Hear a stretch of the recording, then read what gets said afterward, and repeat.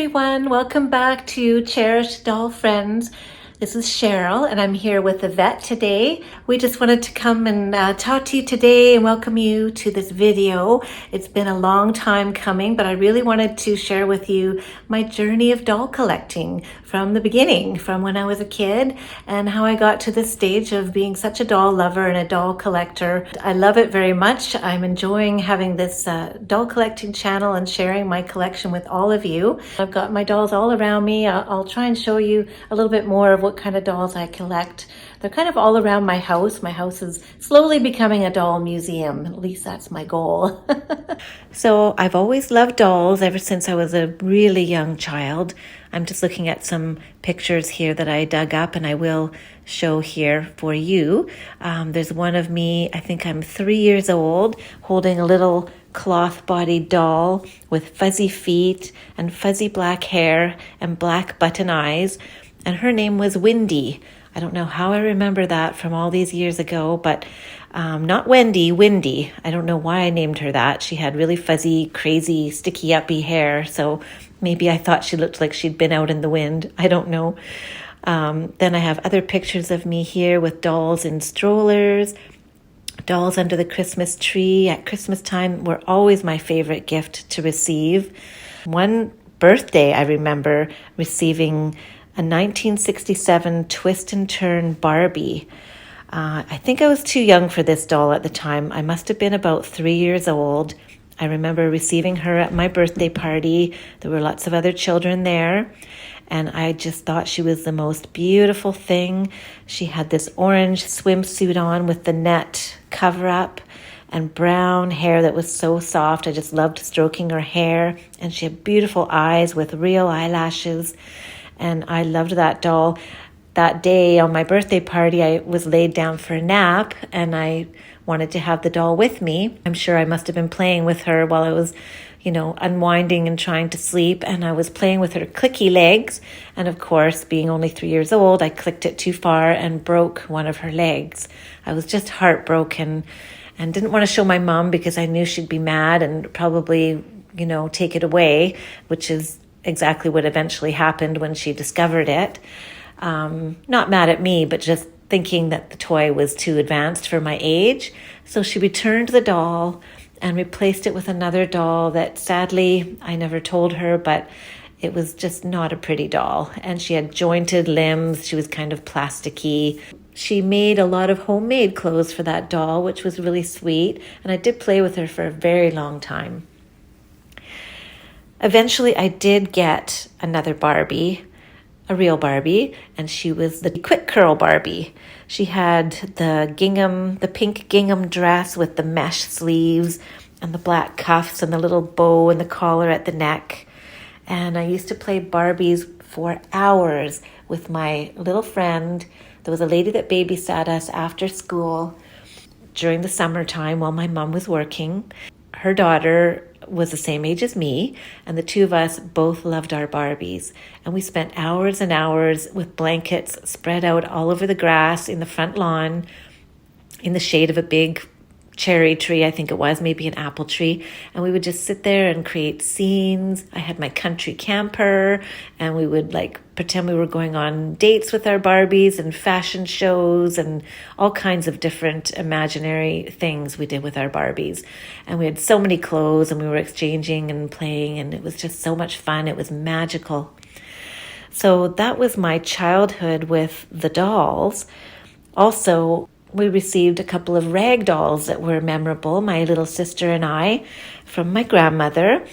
Raggedy Ann, the Knickerbocker one, not the smallest size, but the sort of the medium-sized, quite large actually. And we each received one of those. And the next year after that, we each received the Holly Hobbie rag doll. We treasured those dolls for years. I know I had mine.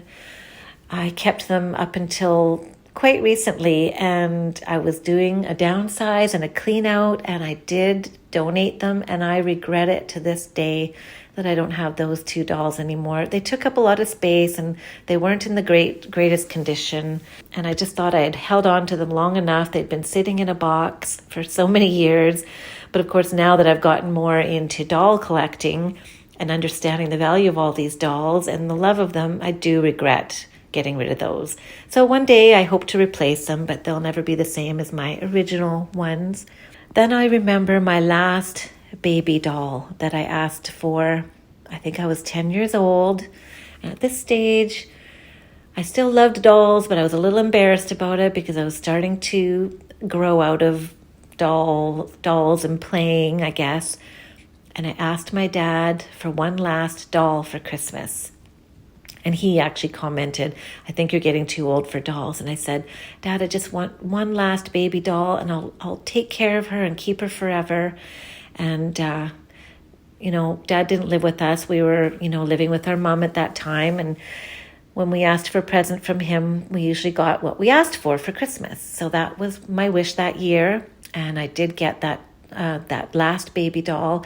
I named her Heidi. She had a soft cloth body and plastic realistic limbs and sleep eyes and soft blonde hair and a cute little sweet face.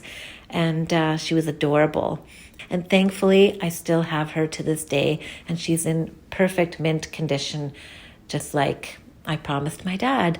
And my dad passed away this past September. And so that doll will always be special to me, and I'll keep her forever. So then on to my adult collecting. There was a large gap in there where I got married and did a lot of stuff in my 20s and early 30s. Then I had a baby, and it was a boy. So love my boy, love my son.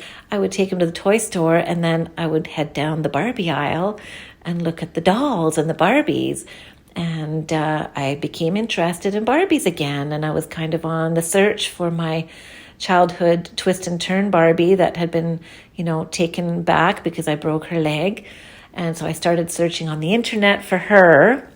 I never did find her, but they did come out with the reproductions of her a few years later. And when I saw that, I had to have her. She didn't have the brown hair like my original. She has more of a reddish hair, but close enough. She smells like her. She looks like her. She's beautiful in the box with her little orange swimsuit and her mesh cover-up and an extra little outfit with boots. She's super cute. So then I ordered all of the Scarlett O'Hara Hollywood Legends collection. So I have 3 of those. I ordered those online, and I got the one with her in the green barbecue dress and the huge straw sun hat. Also the dress she made from the drapes of Tara, the green velvet with all the tassels, and then the red velvet dress of shame with all the feather boa around it.